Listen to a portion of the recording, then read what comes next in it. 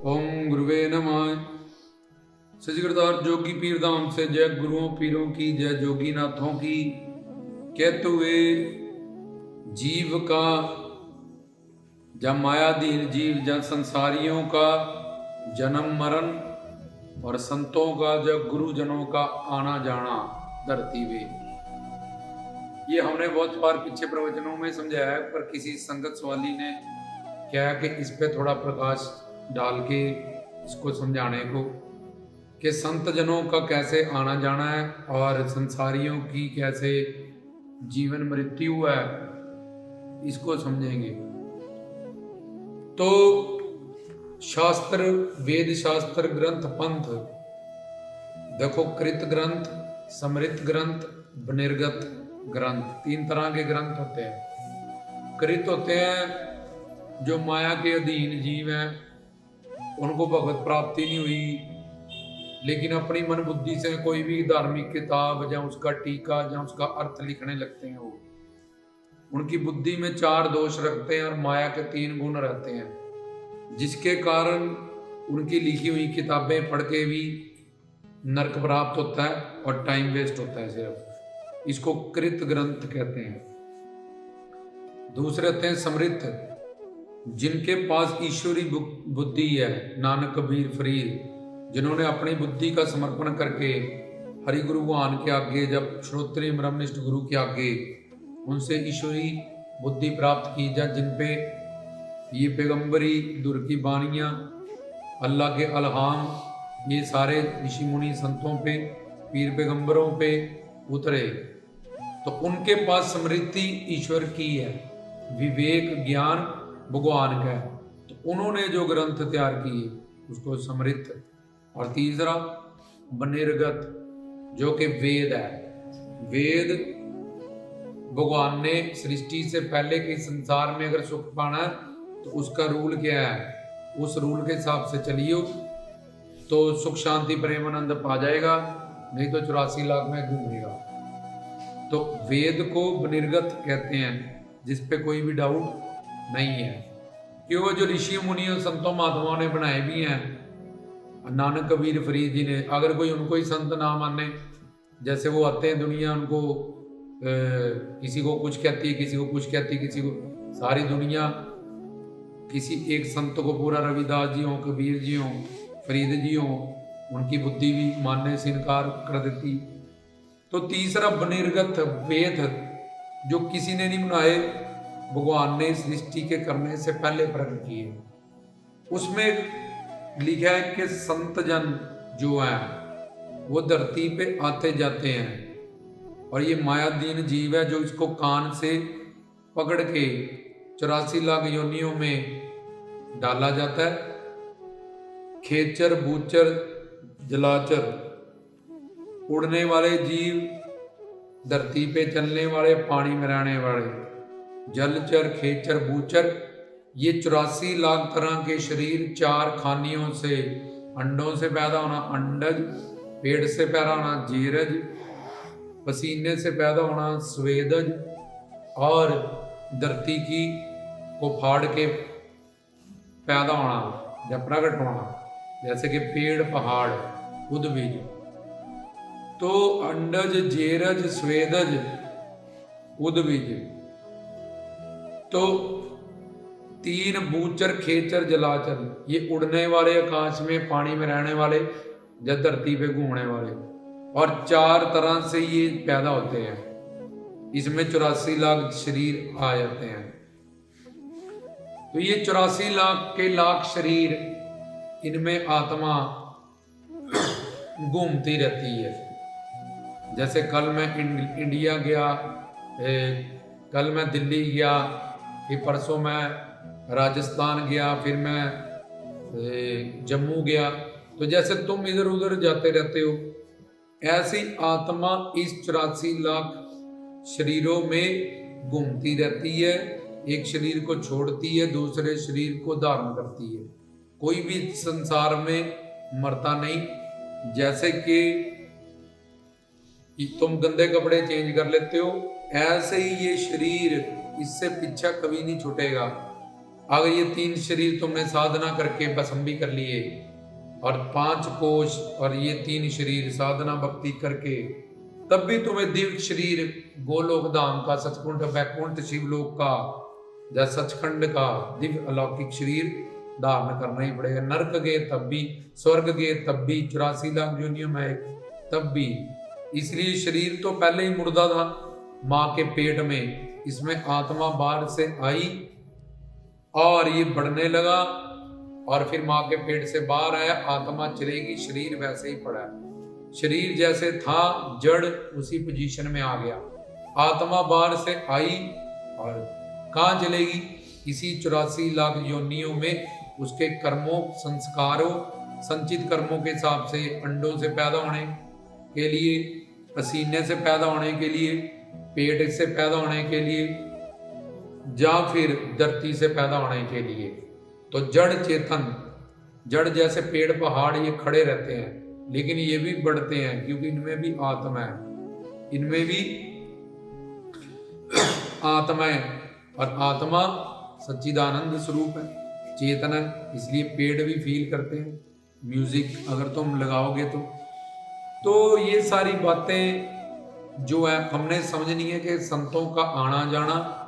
और संसारियों का जन्मना मरना।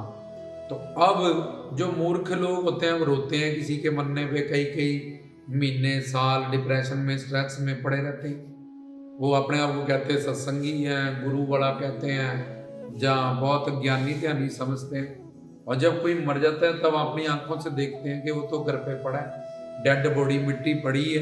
और इसमें आया था, वो पहले भी कहीं से आया था कोई शरीर छोड़ के, और अब भी इस शरीर को भी अगर तो उसने रज तम सत व्यक्ति वस्तु इनसे प्यार किया है जिंदगी में, तो राजस बंदों से किया है, तो 84 लाख योनियों में कश मश मछली बना, फिर कछुआ बनेगा, फिर ऐसे चलता रहेगा आगे। अगर उसने तामस बंदों से मीट शराब अंडा तंबाकू ऐसे बंदों से निंदा चुगली से प्यार किया है, अपने घर परिवार के जो ऐसे बंदे हैं, तो वो राक्षस योनि में गया, सीधा ही नरक डायरेक्ट। अगर वो सात्विक देवताओं से जो माया के अंडर थे उनकी भक्ति करता था और एंड में उन्हीं का स्मरण किया, तो वो स्वर्ग गया, उसके बाद नरक जाएगा, 84 लाख में घूमेगा। तो ये संसारियों की पहले बता रहे हैं कि संसारी इन 84 लाख शरीरों में अनंत जन्म से घूम रहे हैं, क्योंकि वो इन्हीं 3 एरिया का वो स्मरण करते हैं, भक्ति करते हैं। इसलिए मरने के बाद भी उनको, चाहे वो रजतम सतगुण रजत गुण चाहे तम गुण,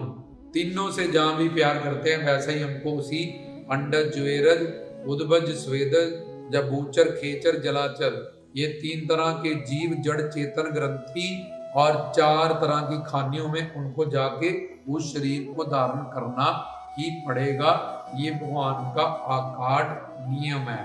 और संचित कर्मों के आधार पर जब जो ले गया वो जो उसने, अब कई लोग ऐसा सोचते हैं कि हम एंड में ऐसा कर लेंगे, भक्ति कर लेंगे और भगवान का स्मरण कर लेंगे, पर जब मृत्यु होती है, जब हम पैदा होते हैं तो कष्ट होता है। बच्चा क्यों रोता है माँ के पेट में? क्योंकि पैदा होने में उसको कष्ट हुआ, तकलीफ हुई। अब बाहर से उसको हवा लेनी पड़ेगी, बाहर से उसको दूध पीना पड़ेगा, तो अंदर वाला सिस्टम सारा टूट गया और उसको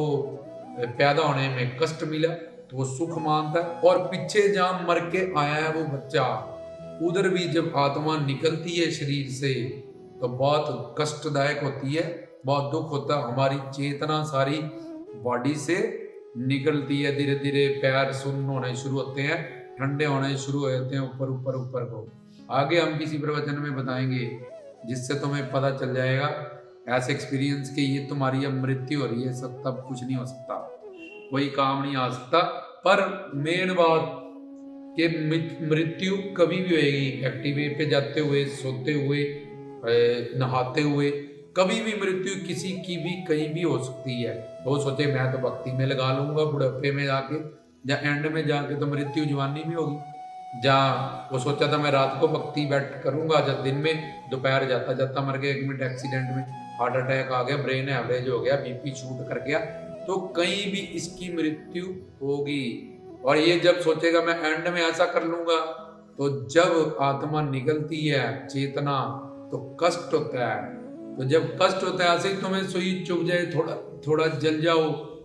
तो तुम्हें इतना तकलीफ होती है, तुम्हें सिमरन से ध्यान हट जाता है, अपने राधे इष्ट भगवान से हट जाता है। तो उस वक्त कोई भी बंदा मरने से पहले बेहोश होता है, फिर मरता है। हमारे शरीर में 84 प्रकार के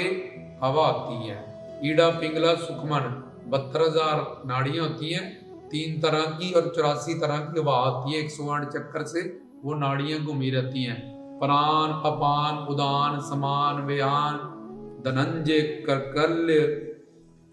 नागवायु, ये सब इनमें से प्राण वायु, अपान वायु, उदान वायु, ये 5 मेन है। उदान मतलब जो मृत्यु के समय इधर एक श्वास अड़ा रहता है। बाबे नानक से मर्दाने से पूछा वो मृत्यु कितनी दूर है, उन्होंने क्या मारा, 4 उंगली 1 अंगूठा, क्योंकि इधर वो श्वास है जो मृत्यु के वक्त निकलेगा। जोगी लोग आने जाने वाला श्वास बंद कर देते हैं, योग से आपस में कुंभक कर देते हैं। प्राण में अपान का, अपान में अपान का, तो सांस लेने की जरूरत नहीं पड़ती, ना ही हमारी धरती में फिर लाइफ काउंट होती है, क्योंकि श्वासों से हमारी जिंदगी, हम 100 साल 200 साल 500 साल, पर एक सिद्ध गुरु ऐसी साधना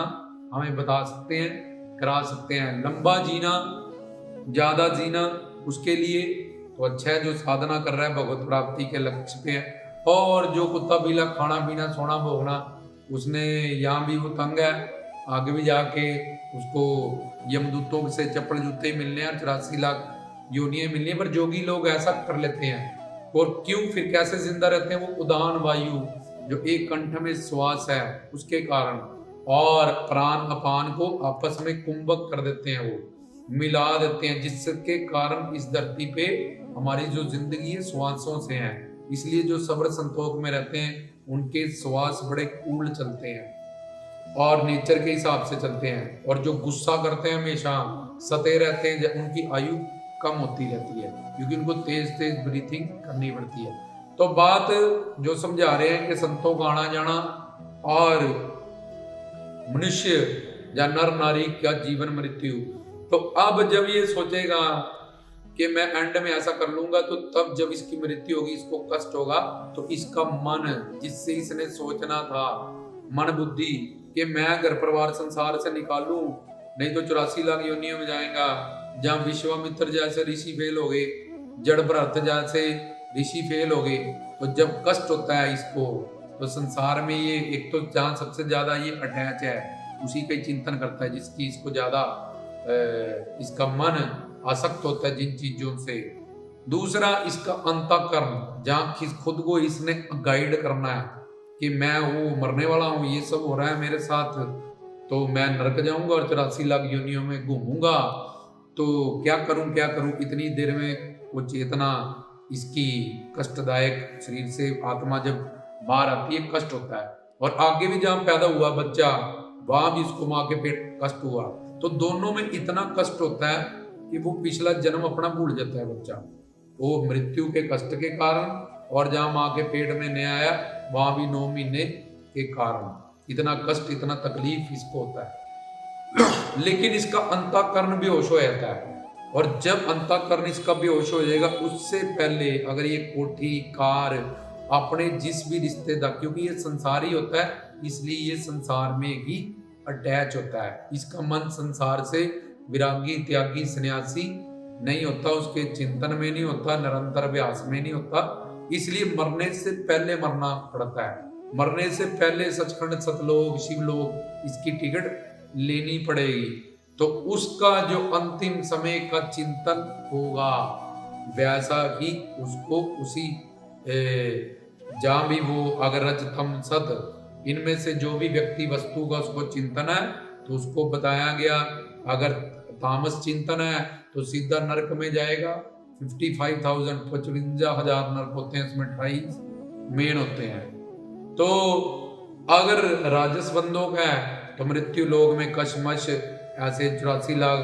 कुकर शुकर कीट पतंगा इन योनियों में घूमेगा। स्वर्ग तक के देवता जो माया के अंडर है तो स्वर्ग जाएगा, नरक आएगा 84 लाख। ये तो है मानवीय शरीर या मायाधीन जीव की यात्रा। अब संत महापुरुष, और संत भी सारे नहीं,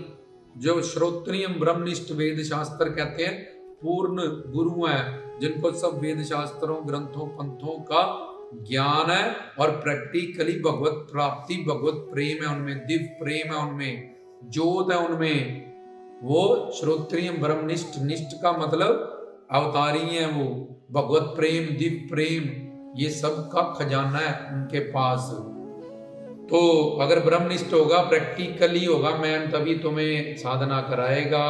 तुम चलोगे, तुम्हारे जवाबों का तुम्हें युक्तियां बताएगा, साधना में चलते वक्त तुम कहाँ गलती कर रहे हो, क्या क्या तुम्हें छोड़ना होगा, किन किन गलतियों के कारण तुम्हें प्राप्ति नहीं हो रही, ये सब कुछ तुम्हें, अगर वो श्रोत्रिय सिर्फ किताबी ज्ञान होगा और यहाँ याद कर लिया वहाँ बोल दिया, ब्रह्मनिष्ठ नहीं होगा तो तुम्हारे किसी काम का नहीं है वो। और अगर श्रोत्रिय गुण होगा उसमें और खुद तो उसको ज्ञान है लेकिन तुम्हें नहीं करा सकता, समझा सकता, चाहे तुम कोड़े अनपढ़ हो तब भी वो तुम्हारे काम आएगा नहीं। और किसी लाखों करोड़ों हंस जुगेगा दाना कौआ मोती खाएगा, कई लाख गुरुओं के बाद कोई एक संत कलयुग में श्रोत्रिय ब्रह्मनिष्ठ परमहंस होगा, ये वेदों शास्त्रों ग्रंथों ने प्रमाणित किया। तो अब वो जो संत महात्मा महापुरुष है उनके मन में तो हमेशा नाम खमारी नान का चढ़ी रहे दिन रात, तो दिन रात अपने प्रीतम प्यारे की याद, अपने प्रीतम प्यारे की परोपकार, औरों के लिए वो सेवा करने, उनका कल्याण करने के लिए धरती पे आए हैं। उन्होंने जो करना था वो कर चुके हैं, जब पहले ही वो अवतारी हैं, जब किसी पूर्ण सतगुरु की शरणागति करके वो भी सिद्ध हो चुके हैं। तो उनके लिए वो जीवन मृत्यु की कला को जानते हैं इस शरीर की, इसलिए उनके लिए यमदूत काल पहले आएगा उनकी शरण में कि महात्मा जी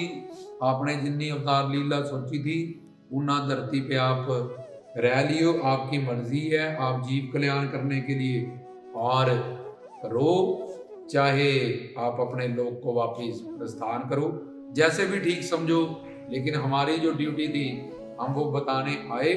तो फिर वो भी इस सृष्टि का, भगवान का, क्योंकि उसका प्रीतम प्यारा है, उसके नियमों को वो तोड़ता नहीं, और क्योंकि उसको कुछ पाना नहीं यहाँ पे, वो तो जीव कल्याण करने आया, उसको कोई कामना नहीं है, तो वो अपने आप अपनी चेतना को इस शरीर से जो उसने योग माया से धारण किया हुआ जीव का कल्याण करने के लिए, उसको कोई ऑर्डर नहीं है, उसको कोई कष्ट नहीं है, वो अपने आप अपनी चेतना को अपने शरीर से निकालेगा और गोलोक धाम, क्योंकि उसका शरीर भी योग माया से बना हुआ होता है, वो माया अतीत संत और श्रोत्रिय ब्रह्मनिष्ठ है, और उनकी चेतना, क्योंकि वो रज तम सत इन तीनों गुणों के अंडर नहीं आते हैं, वो दिव्य गुण है जो चौथा हरि गुरु भगवान का,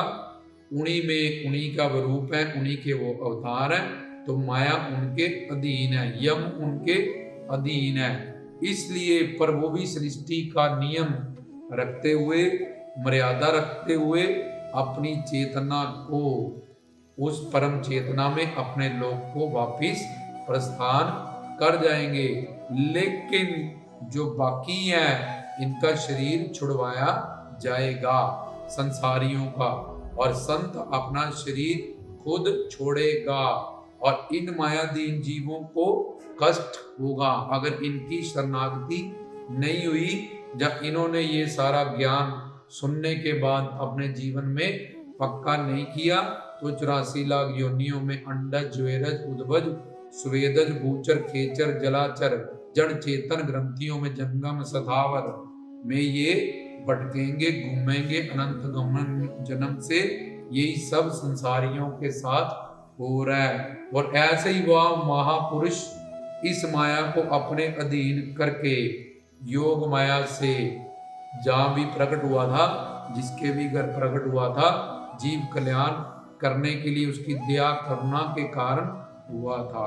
तो तुम्हारे मन में मन बुद्धि है, और वो मन बुद्धि भी बेहोश हो जाएगी एंड में, और जब तुम्हारी मृत्यु होगी संसारियों की तो उससे पहले वो संसार में होगी, इसलिए तुम्हें संसार में घूमना पड़ेगा, 84 लाख योनियों का चक्कर लगाना पड़ेगा। पर उसके पास मन था ही नहीं, उसके पास तो कृपा थी, करुणा थी, दया थी, इसलिए उनका धरती पे आना जाना है, क्योंकि वो रज तम सत इन 3 गुणों से बाहर है। निर्गुण, निराकार, निर्विशेष, ये भगवान के बड़े बड़े नाम हैं। इसलिए हम तीनों गुणों से अंडर हैं संसारी, इसलिए हम गुरु की एक बात भी नहीं समझ सकते, एक शब्द भी नहीं समझ सकते जब तक वो हमें ना समझा दें। तो ये था गुरुजनों का किस तरह से धरती पे आना जाना होता है कि यमदूत उनकी शरण में पहले आते हैं और उनके सिर पे वो पैर रख के अपने विमान में, उनका जो परमहंस विमान है जिसमें हंस लगे रहते हैं, एक टांग वो यमदूत की सिर पे रखते हैं और एक दूसरा, क्योंकि उनकी शान में आके कि मेरा कलयुग है, मेरा युग है, लेकिन आप मुझसे परे हो। और ये जो आपकी बात नहीं मानते संतों महात्माओं की, वेदों शास्त्रों ग्रंथों की, ये 84 लाख योनियों में माया का और हमारा शिकार है, हमें आशीर्वाद दो कि कलयुग बढ़े, क्योंकि इन्होंने आपकी बात नहीं मानी, ज्ञान की बात नहीं मानी, धर्मशास्त्रों की बात नहीं मानी। अब ये नरक में रश बढ़ेगा, इनका दर्द अनंत जन्म से इनको दुख दिया जाएगा। हम ईमानदारी से, हमारा काम है लोगों को भड़काना और उनको इसमें डालना, इसलिए आपसे इन्होंने तो आशीर्वाद लिया नहीं, ज्ञान लिया नहीं, शरणागति की नहीं, हम आपकी शरण में आए हैं। आप एक बार हमारे सिर पे रखें और एक अपना परम वंश विमान में रखें और अपने लोग को प्रस्थान हो जाए। बाकी आपकी मर्जी है, आप रहना चाहो तो आप रह सकते हो। तो इस तरह से एक तो उनमें माया नहीं है, उनमें मन बुद्धि की जगह कृपा है, और वो सृष्टि के रजतम सत गुण से में नहीं आते हैं, उनमें निर्गुण है, उनमें योगमय है, इसलिए उनका वो अपनी मर्जी से अपने प्रीतम प्यार जो 24 घंटे ही जुड़े हैं। तो ऐसे ही जो सत्संगी कीर्तनी हैं, जो ज्ञान पक्का कर लेते हैं, सुन के आज से अभी से लगे हैं इस अभ्यास से कि भगवान से प्रति प्रीतम प्यारे से अनुराग हो जाए और संसार से विराग हो जाए, तो वो भी एंड में उनको समझ में आ जाता है, वो गुरु से युक्ति पा लेते हैं। इससे पहले अंतःकरण उनका बेहोश हो, उनका मन पहले ही संसार से विरागी त्यागी हो चुका है, ना उनको संसार में कहीं खार है, ना ही कहीं वैर है, ना उनको विराग है संसार से, ना अनुकूल भाव से जुड़े हैं, ना प्रतिकूल से जुड़े हैं, ना किसी से दोस्ती है, ना किसी से उनका वैरी है। तो वो खुद इंतजार करते हैं, कबीर कहते हैं जिस मरने से लोग डरे मेरे मन आनंद, मरने से तो मिलेंगे परमानंद, ये देह की क्या शक्ति है, ये तो एक कपड़ा है, ये छोड़ दूंगा तो दिव्य शरीर अब धारण करूंगा, अपने सदगुरु का दिव्य दर्शन करूंगा, दिव्य लोक में जाऊंगा, दिव्य आनंद, दिव्य शब्द स्पर्श रूप सरस सुगंध, अपने सच्चिदानंद स्वरूप को मानूंगा और आगे हमेशा को मेरी दुख निवृत्ति होगी है, होने वाली है, और अब मुझे आनंदित रहना है। तो अपनी मर्जी से छोड़ेगा इस शरीर को, अपनी चेतना को, वो भी अपने सतगुरु की तरह, संतों की तरह रो रो के नहीं, हाय बड़ी बेटी से मिला दो, हाय रसगुल्ला खिला दो, हाय ये कर दो, उससे मिल लूं, ऐसा वैसा नहीं करेगा वो, क्योंकि उसने अपना काम कर लिया होगा, उसको पता है कि यहाँ पे कोई नहीं मरता। मूर्ख लोग सोचते हैं और उसका अफसोस करते हैं और पागल हुए रहते हैं कई दिन, इनको अज्ञानी कहते हैं, मूर्ख कहते हैं। लेकिन ये शरीर पहले वो मरा था, एक दिन अपनी अवस्था पे चला जाएगा, जोत जहां से आई थी अपने कर्मों संस्कार के हिसाब से आगे शरीर को धारण कर लेगी। इसलिए मूर्खों का और ज्ञानियों का जब कोई मरता है तब पता चल जाता है कि वो सत्संगी है कि नहीं है, उन्होंने कितना ज्ञान सुना है, कितना धारण किया। तो वो सत्संगी भी, चेला चेली भी पूर्ण समर्पण शरणागति वाले खुद अपने शरीर का उदाहरण वायु उनका बचा है, तो उनको हरि गुरु मान का तो प्रीतम खड़ा है, उनका परमहंस विमान लेके उसमें बिठाने के लिए दिव्य अद्भुत अलौकिक शरीर उनको मिलेगा और देवी देवता उन पे फूल बरसाएंगे। गीता रामायण शिव शास्त्र उनकी परिक्रमा करेंगे। ढोल नगाड़े 10 तरह के कई हजारों नाद बजते जाएंगे उस जीव के स्वागत के लिए। वो निहाल हो जाएगा, मालो माल हो जाएगा। बाकियों को यमदूत मारेंगे, घसीटेंगे, गाली देंगे और फिर इधर 84 लाख योनियों में डाल देंगे। तो ये था संतों का आना जाना धरती पे